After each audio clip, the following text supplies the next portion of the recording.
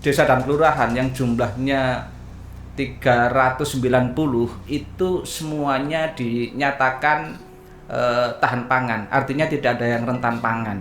Di Batu sendiri kan menjadi salah satu daerah yang diandalkan untuk bisa memasok kebutuhan yang ada di daerah lain begitu. Per tahun itu 40.000 ton. Tapi sementara produksi beras dari kotanya, dari Malang, itu hanya 15.000 ton per tahun.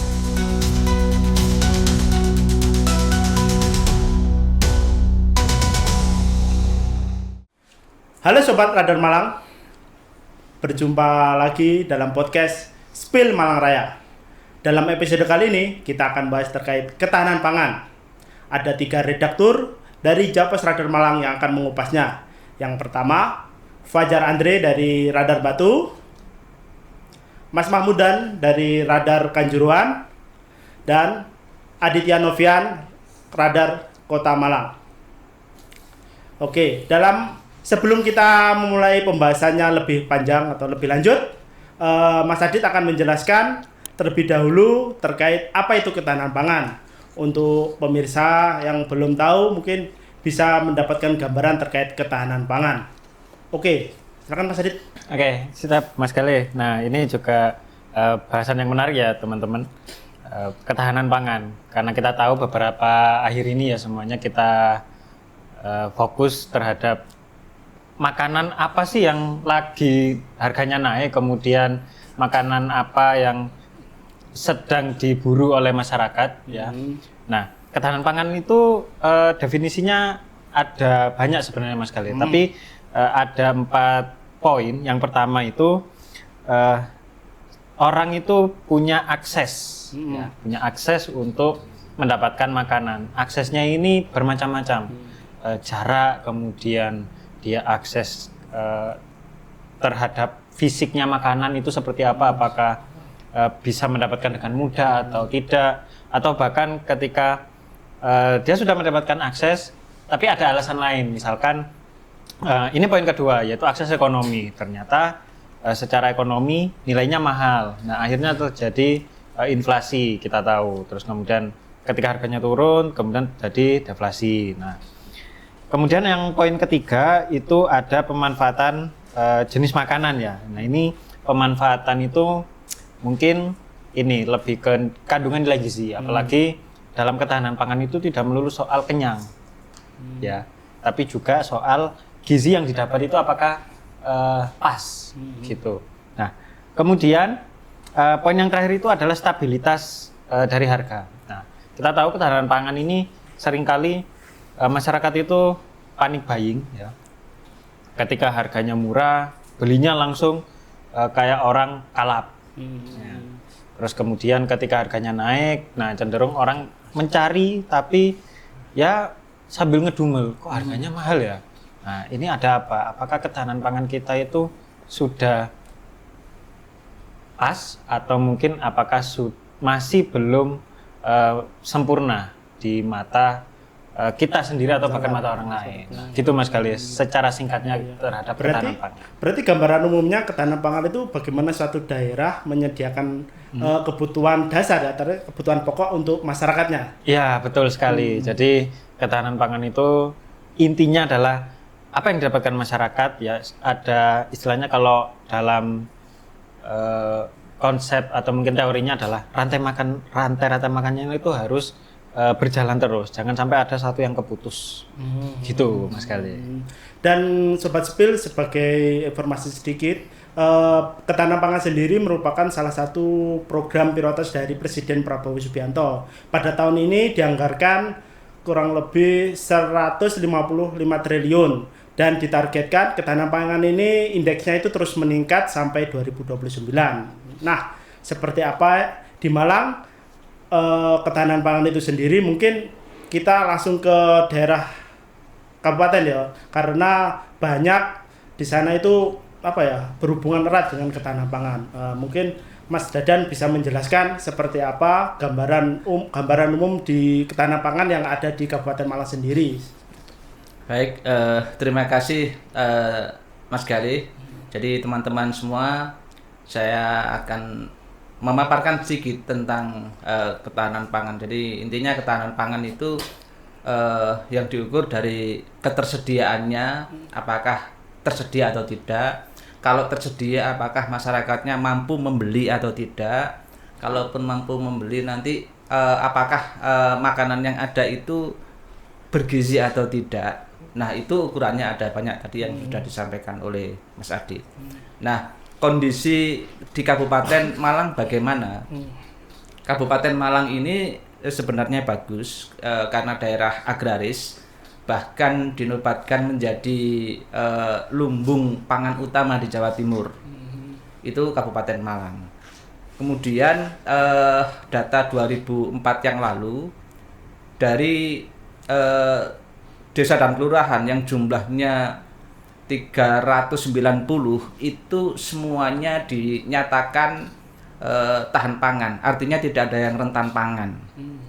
Nah, cuman problemnya adalah apakah kondisi seperti itu akan bertahan terus-menerus ataukah nanti turun sehingga perlu diwaspadai. Sedikit gambaran bahwa di Kabupaten Malang itu produksi padinya itu sekitar 250.000 ton. Itu kalau dikurskan dengan beras itu 147.000 beras.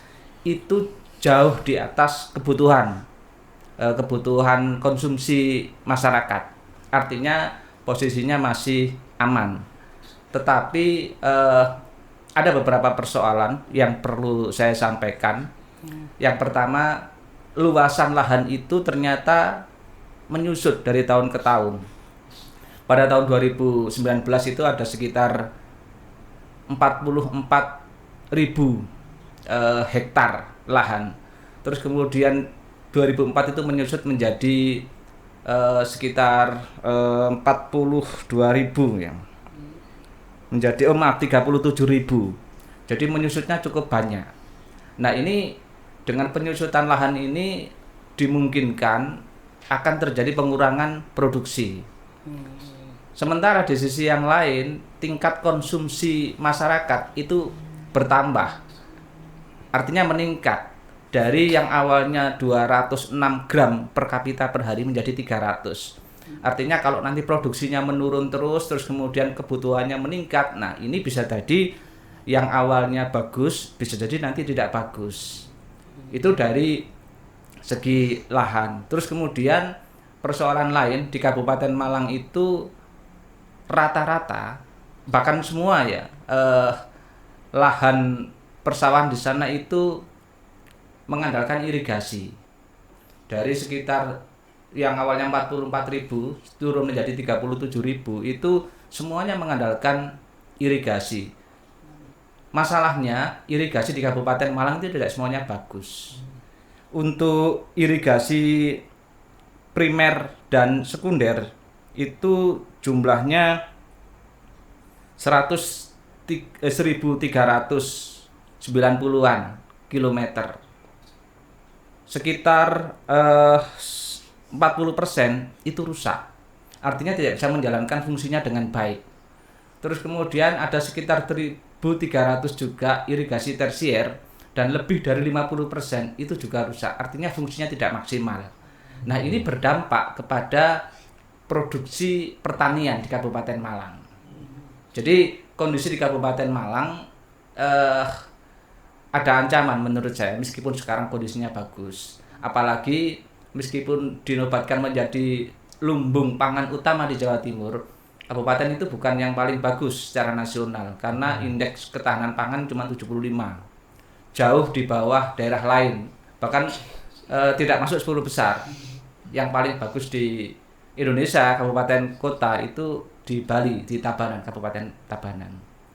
Itu Mas Galih kondisi di Kabupaten Malang, kondisi ketahanan pangan di Kabupaten Malang. Itu kan untuk perubahan perubahan dari sawah itu apa Pak? Penyebab apa? Diubah jadi pertanian yang lain atau perumahan atau gimana Pak? Atau bangunan seperti apa? Nah, penyusutan itu salah satunya ya karena untuk permukiman, perumahan. Jadi properti di Kabupaten Malang itu belakangan memang meningkat. Nah, selain untuk properti, itu sawah-sawah di sana juga untuk petani padi ya maaf, karena mayoritas itu padi, itu beralih fungsi menjadi petani tebu. Data di BPS itu yang awalnya 47.000 itu awalnya 44.000 lahan tebu itu bertambah menjadi 47.000. Jadi ada sekitar 3.000 hektar lahan sawah yang berganti menjadi tebu. Ini juga problem karena makanan pokok Kabupaten Malang, warga Kabupaten Malang itu masih padi, masih beras, sehingga tumbuhannya ya tetap pertanian padi, bukan tebu. Berarti menjadi ancaman ke depan kalau tidak diseriusi berarti itu Pak ya. Oke, setelah dari Kabupaten Malang kita bisa melihat bagaimana sih ketahanan pangan yang ada di Kota Batu. Seperti itu Mas Andri. Oke, sama sebenarnya dengan fenomena yang terjadi di Kabupaten Malang. Hanya saja Kota Batu barangkali masih dalam kondisi yang sangat aman begitu, karena terkait 4 indikator yang disampaikan Mas Adit tadi, ketersediaan pangan di Kota Batu sudah bisa dipastikan bisa menutup kebutuhan pangan lokal begitu. Karena di Batu sendiri kan menjadi salah satu daerah yang diandalkan untuk bisa memasok kebutuhan yang ada di daerah lain begitu. Jadi terkait ketersediaan itu memang tidak ada masalah. Cuman sekalipun di 3 indikator yang lainnya itu juga tidak ada masalah yang signifikan, tetapi juga ancaman-ancaman yang seperti berpotensi dialami atau terjadi di Kabupaten Malang juga bisa terjadi di Kota Batu. Jadi terkait misalnya saja di Kota Batu itu memang kasusnya sama, penurunan luas lahan pertanian juga sangat signifikan dari tahun ke tahun gitu. Jadi dari data yang terakhir wartawan kami di lapangan itu menghimpun bahwa luas lahan pertanian itu masih sekitar turunnya susutnya itu 2.953 hektar gitu. Jadi tetapi dari lahan yang masih ada ini produksi padi itu masih sangat cukup untuk memenuhi kebutuhan pangan lokal masyarakat Kota Batu gitu. Jadi memang banyak sekali pergeseran begitu ya terkait lahan pertanian yang ada di Kota Batu, mulai dari lahan pertanian yang menjadi perumahan atau lahan pertanian dari komoditas tertentu menjadi komoditas yang lain begitu. Jadi misalnya dari komoditas pangan kemudian beralih ke komoditas buah atau yang lain-lain. Yang paling mencolok belakangan ini kan yang selalu kami angkat itu penurunan luas lahan apel yang kemudian berubah menjadi lahan jeruk begitu misalnya. Dan itu juga terjadi di beberapa komoditas lainnya. Itu sih Mas gambaran awal terkait kondisi di Kota Batu. Ya. Permasalahannya hampir sama ya dengan di Kabupaten Malang yang alih fungsi lahan dan lain dan alih fungsi persawahan ya. Tapi di sana juga nggak perlu untuk sekarang untuk bahan pokok khususnya di beras atau itu sampai harus mendatangkan dari luar gitu atau gimana? Kalau melihat dari data BPS itu tidak perlu Mas, karena produksinya lebih tinggi daripada kebutuhan yang ada. Misalnya dari data BPS 2024 lalu produksi padi ini mencapai 3.659 ton. Kemudian untuk konsumsinya sendiri itu di angka 2.113 ton. Sehingga masih sangat aman ketika memang petani-petani lokal di sana juga orientasinya untuk memenuhi kebutuhan lokal dulu daripada didistribusikan ke daerah yang lain begitu. Oke.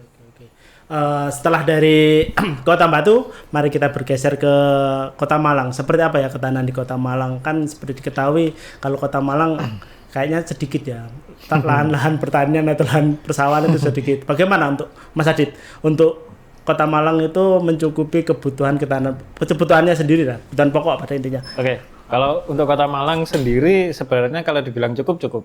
Cukupnya cukup dalam artian semua warga itu gampang untuk mengaksesnya. Tapi untuk kemandiriannya, misalkan produksi beras dibandingkan dengan Kota Batu tadi atau dengan kabupaten ini agak jomplang ya.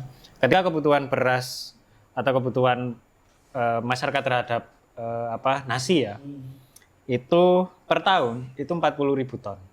Nah, tapi sementara produksi beras dari kotanya, dari Malang, itu hanya 15.000 ton per tahun.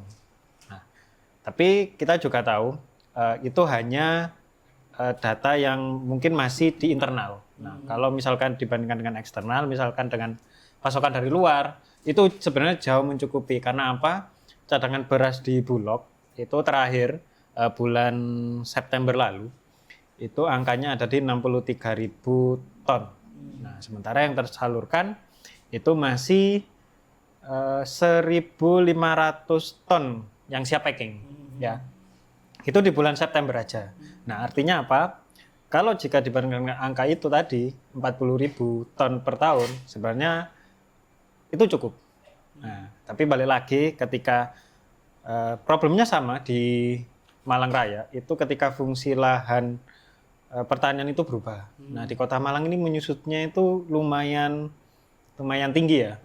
Ketika 2011 itu lahannya di angka 1.300-an hektar ya. Terus kemudian per awal tahun 2025 itu menyusutnya sampai 552 hektar. Artinya tertinggal lahan sawahnya itu hanya 778 hektar. Nah, nyusutnya itu cukup panjang. Cukup tinggi ya. Tapi ada upaya dari pemerintah daerah itu ada batasan di mana ada 400 hektar sampai 600 kalau nggak salah. Itu menjadi lahan sawah dilindungi atau LSD. Jadi itu wajib tidak boleh ada perubahan fungsi. Jadi petaninya itu masih bisa bertani ya. Mungkin bisa bertani beras atau mungkin bertani pangan lain. Nah, tapi memang pergeserannya kalau kita lihat di lapangan, memang sebagian dulunya lahan padi, sekarang lahan tebu. Karena memang secara keuntungan lebih tinggi ketimbang padi. Seperti itu, Mas. Nah, kemudian yang jadi poin utamanya lagi ketika ketahanan pangan, apalagi jumlah pasar di Kota Malang ini kan ada 26 pasar tradisional, belum lagi pasar modern. Jadi setiap masyarakat, kita bahas akses ketika ketahanan pangan itu masih bisa dijangkau. Lebih mudah. Berbeda kalau misalkan kita ke daerah-daerah pelosok mungkin ya ketergantungannya mungkin di pasar, mungkin di orang lijo atau mungkin di bahasanya nandur sendiri atau nanam sendiri. Nah, itu beda kalau di Malang. Orang lijo nandur sendiri? Ada sebagian. Sudah gitu ya di Kota Malang? Iya. Jadi apa ya? Jadi akses untuk mendapatkan makanan itu sebenarnya lebih mudah. Artinya Kota Malang ini jika dibandingkan dengan data-data yang ada mungkin ini ya secara formal, tapi ketika di lapangan itu sudah beda. Tapi butuh support nggak sih butuh support daerah lain untuk memenuhi kebutuhan pokoknya? Oh jelas, karena di lapangan itu kita tahu kalau misalkan mungkin masyarakat Kota Malang ketika beli beras, mungkin ada produk beras yang ya mungkin saya nggak sebut merek, itu ada yang dari sumber Manjing Wetan, kemudian dari daerah Kabupaten Malang. Itu banyak. Berarti harus ditumpang daerah-daerah lain ya? Iya, kebetulan saya juga beberapa menemui itu ada produksi beras dari luar kota. Paling jauh itu Ponorogo ada. Oh, Ponorogo ada. Terus daerah Situbondo pun ada. Beras reok berarti? Iya, beras reok. Kalau kita makan beras itu langsung reok. Oke. Saya penasaran tadi loh. Mas Adi tadi kan bilang kalau komoditasnya itu berubah dari padi menjadi tebu kan. Iya. Nah, itu di mana Mas kalau di Kota Malang sendiri? Kalau Kota Malang itu sebenarnya sekarang lahan sawah itu kan hanya tinggal ya mungkin kalau paling banyak di Kedung Gandang, Kecamatan Kedung Gandang, misalkan di Telogowaru, terus kemudian di Buring, ya, kemudian di mana lagi? Pokoknya di daerah Kecamatan Kedung Gandang. Nah itu di situ kalau misalkan kayak bulan kemarin tuh bulan ya kita flashback lagi ke bulan Juni, Juli sampai Agustus. Nah itu panen orang petani tebu itu banyak. Gitu dalam jumlah yang mungkin besar sampai truk-trukan gitu. Ya. Teman-teman ngomong-ngomong soal ancaman ya. Ini kan tadi kan banyak ancaman terkait ketahanan pangan di Kota Malang, Kota Batu dan Kabupaten Malang. Kalau menurut teman-teman redaktur, upaya apa sih yang sudah dilakukan pemerintah daerah mungkin atau masyarakat untuk menghadapi ancaman ini seperti apa? Soalnya apabila tidak ditangani atau diabaikan, ketahanan pangan ini pasti akan jadi berbahaya. Soalnya kan masyarakat nggak mungkin itu punya uang kalau tidak diberikan kan, harus diberikan untuk memenuhi kebutuhannya, dan makan uang juga kan nggak mungkin ya, kecuali siapa yang suka makan uang gitu kan. Mungkin Pak Dadan bisa dijelaskan untuk ancaman-ancaman sendiri itu sudah ada antisipasinya atau ya dibiarkan aja lah kita bergantung pada Bulog sampai bulan Desember atau gimana, kan seperti itu biasanya Pak.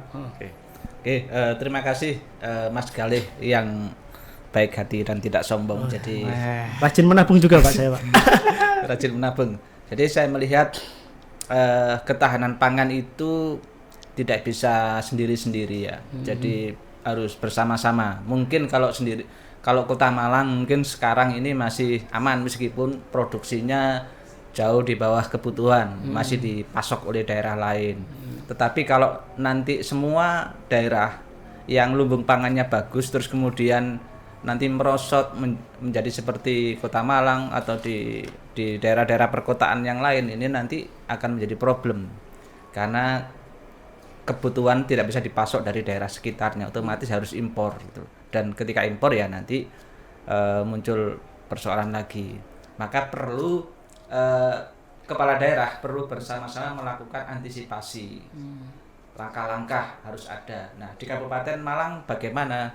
Saya melihat di Kabupaten Malang itu sudah ada beberapa langkah Mas Galih. Salah satunya Bupati Sanusi itu intens mendampingi petani, artinya untuk meningkatkan produktivitas. Karena kalau lahan ini terus menyusut maka solusinya produktivitasnya harus ditambah. Nah, untuk menambah produktivitas itu salah satu cara yang sudah dilakukan itu bibit unggul. Jadi petani itu ada beberapa petani yang punya inovasi bibit unggul, ketika itu ditanam maka produktivitasnya bisa meningkat. Itu sudah digalakkan. Kalau tidak salah itu inovasinya petani dari Pakis Haji kalau tidak salah. Itu sudah diupayakan untuk daerah lain, kecamatan lain ya, petani di kecamatan lain menanam itu. Karena pilot project-nya sudah berhasil, artinya ada peningkatan per hektarnya. Itu, tetapi saya melihat satu langkah tidak cukup, harus banyak langkah. Nah, bagaimana kira-kira? Tentu kita contoh saja yang paling bagus. Misalnya di Tabanan. Di Tabanan itu indeks ketahanan pangannya 92. Kabupaten cuma 75. Tentu di daerah lain yang bukan agraris menurun di bawah itu. Nah, di Tabanan itu irigasi itu dimaksimalkan. Jadi irigasi di sana itu sudah diakui oleh UNESCO bahwa perannya bagus. Jadi irigasi di Tabanan itu bisa mengatur air sehingga kapan air ini dipasok kemana itu berjalan. Termasuk disesuaikan dengan jadwal tanam, dan itu jadwal tanamnya kolektif. Salah satunya itu. Terus yang kedua, di Tabanan itu ada intervensi dari pemerintah daerah bahwa lahan pertanian yang menjadi unggulan kalau di Kabupaten Malang seperti padi misalnya, itu dilindungi. Itu diupayakan tidak sampai alih fungsi. Nah, caranya bagaimana? Masing-masing daerah bisa berinovasi, misalnya ada insentif. Nah, kalau cagar budaya, bangunan cagar budaya itu kan ada insentif bebas PBB misalnya. Nah, yang punya lahan-lahan pertanian itu biar tidak ada libusi kasih insentif, bantuannya dimaksimalkan. Ada bantuan ya Pak ya? Iya, itu bisa begitu. Terus cara-cara lain tentang lumbung pangan juga harus digalakkan, menggalakkan petani, terus kok dibikin semacam komunitas. Jadi produksinya terjaga, lahannya bisa ditekan penyusutannya, pengelolaannya juga bagus, didukung dengan kebijakan-kebijakan. Saya rasa itu bisa dicontoh karena di Tabanan sudah membuktikan menjadi kabupaten yang paling bagus untuk ketahanan pangannya. Kalau di Kabupaten Malang kebijakan-kebijakannya itu sudah apa? Seperti apa Pak? Mungkin bisa dijelaskan Pak. Ya, memang ada upaya menekan alih fungsi lahan, tetapi sejauh ini belum maksimal. Artinya cuma sebatas himbauan. Ya memang itu lahan pribadi ya, tidak bisa. Tapi kan kalau ada kebijakan untuk mempertahankan seperti insentif dan lain-lain kan itu bisa membuat pemilik lahan tidak mengalih fungsi. Karena godaannya besar ketika dijadikan properti, untungnya juga lebih besar. Ya. Dijadikan tebu juga untungnya lebih besar gitu loh. Apalagi cuaca sekarang seperti kayak sekarang. Nah, apalagi cuaca ekstrim, kalau produksinya tidak maksimal, ini juga ancaman menurut saya. Gitu. Tapi kayak pupuk dan lain itu kalau di Kabupaten Malang Bagus, ada subsidi, bagus. Tapi kan itu tidak cukup karena itu langkah konvensional yang barangkali diterapkan oleh banyak daerah. Gitu. Oke. Kalau di Kota Batu seperti apa nih? Mungkin pemerintah daerahnya atau masyarakatnya sudah menyiapkan antisipasi untuk ancaman-ancaman ketahanan pangan ini? Ya, secara umum memang ancamannya sama, tapi ada beberapa fokus begitu ya pemerintah Kota Batu yang sekarang itu untuk benar-benar memberikan perhatian lebih begitu di bidang di sektor pertanian ini, karena mau tidak mau diakui atau tidak Kota Batu itu yang lebih ditonjolkan adalah pariwisatanya begitu. Sementara ya memang pertanian menjadi sektor andalan juga selama ini, karena perkembangan di sektor pariwisata dinilai juga lebih banyak memberikan keuntungan gitu.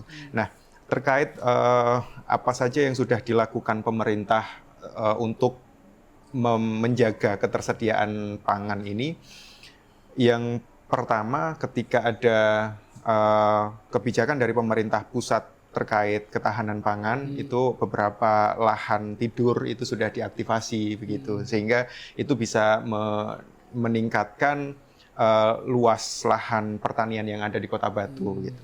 Nah, kemudian sejauh ini bantuan-bantuan terkait subsidi pupuk, kemudian bantuan benih ke 19 Gapoktan yang ada di Kota Batu itu juga rutin dan intens dilakukan juga begitu.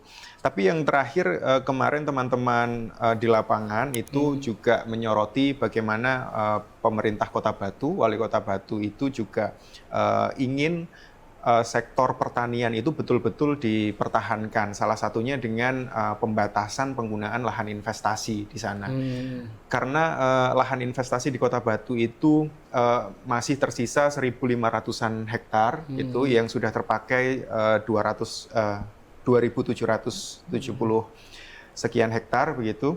Nah, itu lahan investasi yang tersisa ini juga akan dipetakan lagi untuk investasi di sektor apa saja yang akan diizinkan ke depan. Karena pemerintah Kota Batu juga berpikir ketika tidak ada peta yang jelas terkait investasi yang ada di Kota Batu, itu tidak hanya akan menimbulkan persaingan yang tidak sehat gitu. Ketika ada beberapa sektor investasi itu yang berjalan bersama-sama begitu di sana, tetapi juga mengancam ekologisnya gitu, dari sisi ekologisnya, iya betul. Sehingga tampaknya pemerintah Kota Batu arahnya ke depan nanti akan lebih memprioritaskan investor-investor yang akan bergerak di bidang pertanian untuk bisa mengakses sisa lahan investasi yang ada ini gitu. Jadi itu yang menarik kemarin. Jadi itu Mas. Kalau menurut pandangan Mas Andre, bagaimana Mas untuk apa ya? Kasih kayak apa ya batasan-batasan untuk investor agar tidak menyimpang lah daripada ketahanan pangan itu sendiri. Kalau menurut pandangan sendiri Mas Andre, harusnya seperti apa? Pemilihan investornya itu seperti apa? Pembatasannya seperti apa gitu? Ya, jadi memang terkait ketahanan pangan ini, rencana pemerintah Kota Batu itu tampaknya memang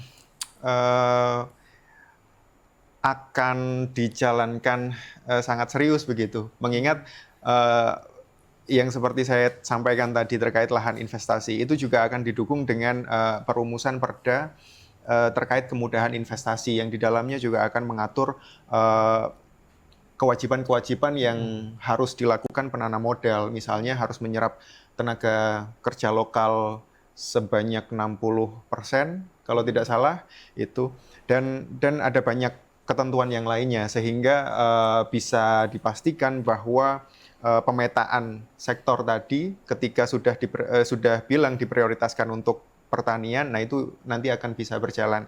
Memang ketahanan pangan ini, pemertahanan lahan pertanian ini juga betul tidak bisa dari peran pemerintah saja, tetapi juga kesadaran masyarakat juga harus ikut andil di sana. Meskipun dorongan paling besar ada di pemerintah karena regulasi dan lain sebagainya itu benar-benar ada di tangan pemerintah. Misalnya tadi bagaimana pemerintah itu memastikan bahwa petani-petani ini tetap mau bertahan begitu di tengah ancaman perubahan iklim, kemudian ancaman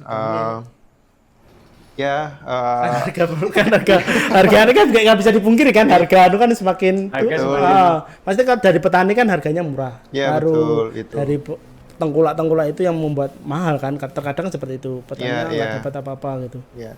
Nah, jadi dari program-program wali kota dan wakil wali kota yang sekarang itu memang arahnya lebih banyak ke pertanian. Misalnya ada rencana untuk pendirian laboratorium pertanian juga gitu, sehingga dari sana bisa tuh terolah hasil pertanian itu harganya tidak akan jatuh anjlok ketika petani sama-sama melakukan panen raya gitu. Nah, itu kan fenomena yang selalu terjadi begitu. Nah, untuk antisipasi itu pemerintah juga pengen ada koperasi yang sebelum ada koperasi merah putih itu juga sudah rencana bikin koperasi sehingga hasil yang tidak terserap pasar bisa diolah menjadi produk-produk turunan begitu. Jadi seperti itu sih, Mas. Kalau di Kota Malang ya apa, Dit? Kalau Kota Malang untuk menghadapi ancaman ini, apakah mau berkolaborasi dengan daerah lain atau gimana? Kan sejauh ini kan kalau kita ke pasar besar pastinya kan produk-produk berasnya kan pasti dari luar kan rata-rata. Oh, pasti. Ya Pak dan lain kan gitu. Iya, itu ikutin merek ini ya. Sudah 2 kali kita. Ya, ini 2 kali ya. Oke. Nah, kalau di Kota Malang ya tentu ketergantungan dengan daerah lain itu masih cukup tinggi. Nah, tapi memang ada cara tersendiri pemerintah itu membuat daya tahan pangannya itu tetap aman. Nah, kalau misalkan lewat program, kalau misalkan harga naik, ya ketika masyarakat kesulitan membeli barang, itu ada program pasar murah. Nah, pasar murahnya itu juga istilahnya ada 2, kalau di pemerintah ada yang pasar murah biasa, ada juga gerakan pangan murah. Hampir sama sebenarnya. Ya. Nah, itu kadang berasnya, misalkan beras itu ngambilnya dari Bulog, terus kemudian minyaknya itu ngambil minyak yang subsidi ya, jenis subsidi dengan harga miring tentunya di bawah pasaran. Nah, itu apakah bisa dijangkau? Tentu bisa, tapi juga kalau terlalu sering ya ini akan bahaya. Gitu. Bahayanya apa? Satu, ada misalkan nanti kemungkinan penimbunan barang atau apa. Jadi ketika masyarakat lain, nah itu ada monopoli, itu bisa jadi masalah baru. Nah, tapi memang pemerintah itu kalau nggak salah yang terbaru, pemerintah Kota Malang itu sampai Desember masih punya jatah 60 kali kalau nggak salah. 60 kali gerakan pangan murah. Nah, apakah nanti ketika kita kan nggak tahu fluktuatif harganya. Iya. Ketika memang harganya lagi tinggi-tingginya, itu langsung digelontor langsung semua mungkin bisa, atau mungkin ketika harganya masih stabil, nah mungkin program itu ditunda. Nah kita nggak tahu. Kemudian ada program, Tapi efektif ya program-program kayak gitu. sebenarnya efektif karena di beberapa tempat misalkan, karena kan sering digelar di kantor kelurahan atau kantor kecamatan ya, 2 jam itu sudah ludes. Tapi di Kota Malang nggak sampai ada yang orang kelaparan gitu. Sebenarnya kalau orang kelaparan itu nggak ada. Cuma kalau menahan lapar ini yang Ada. sulit. Ada. Nah, waktu Ramadan. Waktu Ramadan itu biasanya kita nggak tahan pangan. Banyak warung yang ya buka secara belak-belakan. Saya nambah sedikit Iya, soal kota iya, ya. Jadi kebetulan saya pernah menjadi juri di juri urban farming di Kota Malang. Nah, Jadi iya, memang ini. sistem pertanian di Kota Malang itu memang berbeda dengan kalau kita bandingkan dengan Batu atau dengan kabupaten, apalagi Iya. dengan kabupaten. Jadi sistem pertanian di kota itu memanfaatkan lahan yang sedikit.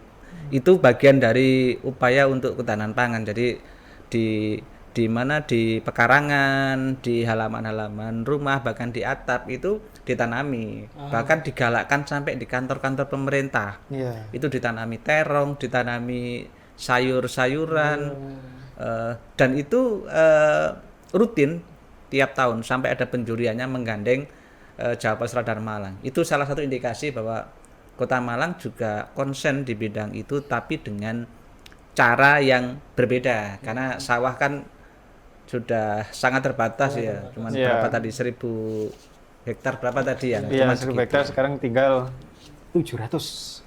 Tapi kalau untuk ketahanan dapur teman-teman aman ya? Oh aman, tinggal ya mungkin inilah Harus apa, diamankan. Harus diamankan ya. Nah, terus ngomong-ngomong terkait itu teman-teman, urban farming atau apa ya, lebih ke masyarakatnya. Apakah sekarang ini sudah mulai apa ya menyadari kalau harusnya saya melakukan kemandirian pangan itu seperti itu. Apakah di Kabupaten Malang sudah ada seperti itu, Pak? Artinya sebuah desa atau kelompok masyarakat sudah apa ya berkolaborasi, ayo kita ciptakan pangan mandiri, kalau kita nandur sendiri kentang mungkin, atau kita nandur sendiri apa gitu. Saya belum melihat indikasinya ya. Bisa jadi karena tantangannya tidak ada. Berbeda dengan daerah lain. Nah, karena di sana lahannya luas, lahannya banyak, sehingga tidak sampai pada memanfaatkan lahan atau bikin semacam komunitas tertentu, kecuali Gapoktan ya. Kalau Gapoktan kan itu memang ada di semua daerah ya. Tetapi kalau seperti inovasi dalam tindakan-tindakan atau langkah-langkah dalam bentuk ketahanan pangan, saya belum melihat. Saya belum melihat ada ke sana. Karena di Kabupaten Malang ya itu tadi bahwa masih merasa bagus, tidak ada desakan ya. Biasanya kan inovasi itu muncul kan ketika ada tantangan atau ada desakan harus tetap menghasilkan produksi yang bagus sementara lahan terbatas. Nah, tantangannya kan akhirnya memanfaatkan lahan-lahan yang ada. Nah, di Kabupaten Malang tidak seperti itu kebetulan. Oke. Nah, kalau di Kota Malang nih Mas Galih. Wih, langsung ya. Nah, kalau di Kota Malang itu tentu ini ya, kalau kecenderungan untuk bersama ya tadi urban farming. Tapi memang skupnya itu berbasis kelurahan. Mungkin hanya sebagian orang aja, misalkan di kantor kelurahan, mungkin di lahan yang terbatas. Dulu sempat saya ke kantor Diskopindak di lantai 2, itu orang-orang nanam sawi sama apa gitu saya lupa. Itu sudah panen 1 kali. Gitu. Jadi orang-orang ngambil terus dibawa, ada yang dibawa pulang, ada yang langsung masak di sana. Jadi ketahanan pangannya teruji di sana gitu. Nah, mungkin itu kalau di kota, karena memang kita tahu kayak ya konsepnya seperti kayak negara maju, ketika sumber daya alamnya itu terbatas, makin banyak inovasi. Ya, beda kalau negara berkembang mungkin SDA-nya banyak, mungkin agak kesulitan. Bukan nggak mau, tapi perlu ada desakan-desakan tertentu gitu. Soalnya waktu pandemi ya kayaknya berapa tahun yang lalu itu saya lihat banyak sih mulai kayak urban farming. Mungkin kalau ada tekanan atau apa ya Ya mungkin itu bisa membuat zona tidak nyaman lah, Ya, ibaratnya mungkin. seperti itu mungkin baru ya. Mungkin itu bisa nanti kita ketika masyarakat itu ya kita nggak pingin ada ini ya Krisis pangan krisis lah. pangan atau rentang pangan ya ketika sudah misalkan contoh nauzubillah menjalik ya beras tiba-tiba gagal panen semua terus Ya. kita nanam beras di pot gitu ya kita kan nggak mau pot itu coba berapa terus dipanen ya paling nggak sampai 1 piring Ya, kita nggak mau. Oke, kalau menurut pandangan redaktur sendiri, proyek ketahanan pangan sendiri yang diinginkan pemerintah itu, apakah bisa terwujud di Malang Raya? Kalau pandangan redaktur ini, pandangan redaktur aja, bukan mesti dari apa ya, dari informasi di lapangan dan lain. Kalau menurut pandangan redaktur sendiri, program ketahanan pangan sendiri itu apakah bisa berjalan di Malang Raya? Atau ini cuma apa ya, program ambisius layaknya MBG gitu atau gimana? Mungkin kalau di Kota Batu coba deh. Oh, iya. Jadi optimis kalau di Kota Batu bisa terwujud, Mas. Sebelum ada program dari pemerintah pusat terkait ketahanan pangan itu, memang sektor pertanian di sana menjadi fokus utama begitu. Sehingga cuman memang catatannya pemerintah harus benar-benar konsekuen dan konsisten dengan apa yang ingin mereka capai. Khususnya tadi terkait bagaimana bisa masyarakat itu tetap bertahan tetapi juga tidak buntung gitu ketika tetap mempertahankan profesinya sebagai seorang petani begitu, sehingga intervensi subsidi kemudian bantuan bibit unggul dan lain sebagainya itu memang harus masif, dan pengawasan pengecekan di lapangan itu juga harus secara rutin dan intensif gitu, sehingga tidak ada lagi petani-petani yang merasa hanya dimanfaatkan saja untuk menyukseskan program ini tanpa mereka bisa menikmati hasil yang adil begitu. Iya. Jadi itu sih. Tapi anak-anak muda kalau di Batu tuh ada sudah yang mau jadi petani gitu? Oh iya, itu fakta yang menarik meskipun lahannya terus susut gitu ya dari tahun ke tahun.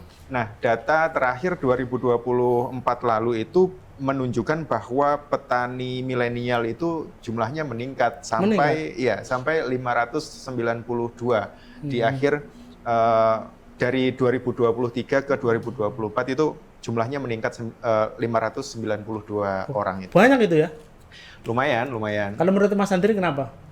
Dengan kondisi sekarang? Menurut versiku. Oh iya, versimu. Ya, masa versi saya, Mas? Enggak, kalau pakai versi pemerintah kan klaimnya adalah ya berarti upaya kami untuk terus meregenerasi petani itu berhasil begitu. Klaimnya seperti itu. Cuman mungkin ada faktor di luar itu yang barangkali dari kesadaran personal begitu, anak-anak muda sekarang mungkin lebih terbentuk, lebih terbangun begitu untuk tetap bertahan dan menjadikan profesi petani itu bukan profesi pilihan terakhir begitu. Jadi itu. Ya. Kalau di Kabupaten sendiri seperti apa, Pak? Kalau menurut penjenengan? Ya, saya optimistis akan berhasil yang dilakukan Bupati itu sepanjang Bupatinya petani. Ini tanda kutip ya, artinya bukan berarti Bupatinya harus bertani, tetapi punya jiwa petani. Punya pandangan lah ya. Ya, punya jiwa petani sehingga itu sekaligus memvalidasi di Batu ya, karena wali kota dan wakil wali kota. Sebenarnya Bupati Malang itu juga petani tebu dulu. Tetapi tetap bahwa jiwanya juga harus jiwa petani, sehingga program-program di bidang pertanian itu diprioritaskan. Artinya seorang kepala daerah, bupati harus sadar betul bahwa pertanian, terutama padi di Kabupaten Malang, itu menjadi esensi atau menjadi titik yang paling penting, menjadi prioritas di Kabupaten Malang. Ya, menjadi struktur terpenting. Saya teringat, ini agak jauh ya. Saya teringat ada orang Prancis namanya Claude Lévi-Strauss. Dia dikenal sebagai bapak strukturalis. Dia itu mengatakan bahwa kenyataan hakikat segala-galanya itu sebenarnya dari struktur. Nah, struktur apa? Struktur itu ya yang paling menentukan. Nah, kalau kita korelasikan dengan kondisi di Kabupaten Malang, saya menyimpulkan bahwa struktur itu ya pertanian. Itu penting, itu sangat urgent karena ketika ketahanan pangan itu tidak terpenuhi, maka Indonesia secara umum ya Indonesia akan rentan. Ketika diembargo juga tidak bisa apa-apa gitu. Tapi ketika ketahanan pangan itu terpenuhi, maka ini bisa mandiri. Bisa kalau dalam agak skup lebih luas ya nggak perlu takut dengan daerah lain, karena ketika sudah kebutuhan pangan itu karena struktur dasar kebutuhan pangan itu terpenuhi ya oke. Bahkan seorang sosialis namanya Karl Marx itu mengatakan bahwa materi kalau ya pangan lah itu yang paling menentukan. Perilaku seseorang itu juga berubah karena pangan, karena urusan perut dan lain sebagainya. Itu begitu sangat pentingnya sehingga saya menggambarkan demikian sekali. Kalau di Kota Malang, Dit, ya apa, Dit? Kalau kota ya bisa-bisa aja. Bisa-bisa aja ini gimana? Wah, Mas selama Adit pesimis sini, ini. Ya, pesimis ini. Waduh, Mas Adit ini nggak boys ini. Nggak gitu, karena gini ya, karena melihat daya beli masyarakat di Kota Malang itu kan juga tinggi, kan masih ada alternatif lain dari daerah lain. Ya. Nah, itu juga kalau misalkan dari produk lokalnya itu sudah mumpuni atau hampir sama dengan daerah lain, mungkin bisa jadi alternatif lagi. Gitu. Nah, sementara produk dari dalam kotanya saja itu masih ya mungkin ada yang kalah, ada yang ada yang mungkin kalah saing, ada yang mungkin jadi incaran gitu. Nah, kita tahu kalau misalkan lebih banyak pasokan dari daerah lain itu lebih murah, lebih mudah dijangkau, lebih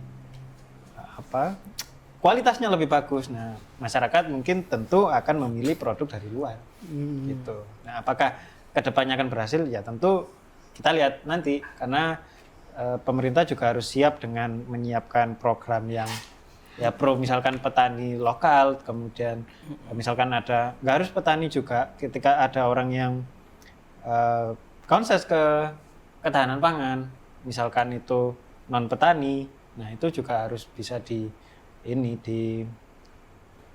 rangkul gitu. Karena jangan sampai ketika petani sudah all out, terus kemudian masyarakat yang bukan petani juga all out, tapi ketahanan pangannya nggak terpenuhi, ya akan susah juga gitu.